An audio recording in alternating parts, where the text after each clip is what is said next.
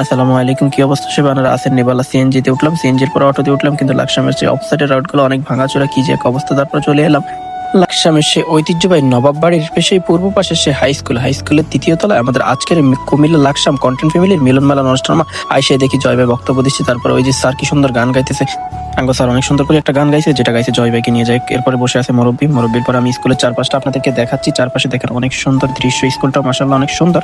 এরপরে ভিতরে আসলাম, দেখি মুরব্বী অনেক সুন্দর বক্তব্য দিচ্ছে। মুরব্বী এত সুন্দর সুন্দর কথা বললো, যেটা আসলে মন ভরিয়ে গেল। এটাই বললো, আপনারা যেটা বানাবেন অবশ্যই মানুষ যেন কিছু শিখতে পারে, এমন কিছু বানাবেন না যেটা থেকে মানুষ আসলে খারাপ কিছু দেখে। এবং অবশ্যই আমি চারপাশটা আপনাদেরকে দেখাচ্ছি। আমার কিছু বুঝতে পারে, দেশ শিখতে পারে, জাতি শিখতে পারে, এবং কি আপনার উপকৃত হন, এটা সবসময় মাথায় রাখবেন। হ্যাঁ, মাঝে মাঝে বিনোদনমূলক কিছু মুরব্বী ওরফে মুমিন ভাইয়ের কথা তো শুনলেন। ওরে ভাই, এরপর এক সাইডে আসলাম, আরে ক্যামেরা রে ভাই, ক্যামেরা জ্বালা কোনো দাঁড়ানো যায় না, সবাই সেলিব্রিটি রে ভাই।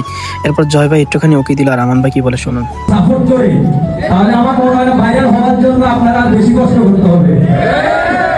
আর আরেকটা কথা শুরুটা করছিল, ডিম একটা ভাজি করবেন, এটা আপলোড দিবেন, তো মানুষ এটাতে কি চাইবো? ডিম তো বেচারা ফোলা হয় না, ভাজি করে খায় সব সময়।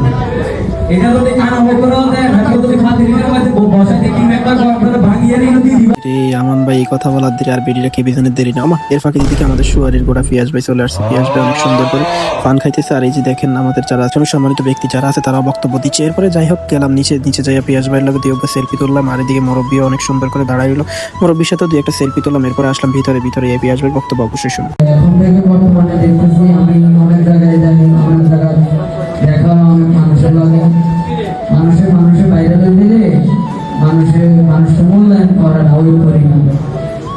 সাধারণত আমি অনেক আগ থেকে ভিডিও করি, আসলে আমাদের ভালোবাসার কারণে এই পর্যন্ত আসা, বা আপনারা আমার চিনতেছেন, বা আমি আপনাদের চিনার জন্য এখানে আসছি। কে কীভাবে ভিডিও করে, কেমন কন্টেন্ট বানায়, এগুলো আমি মোটামুটি জানছি। সকাল থেকে অনেক মানুষের সাথে দেখা হয়েছে, অনেক মানুষের কথা বলছে, কে কী নিয়ে ভিডিও করে। আলহামদুলিল্লাহ সবাই ভালো ভিডিও করে, কেউ সামাজিক ভিডিও, কেউ আপনার ব্লগ ভিডিও, যে গ্রামের যে পরিবেশগুলো নিয়ে, তাকে এগুলো খুব ভালো লাগছে।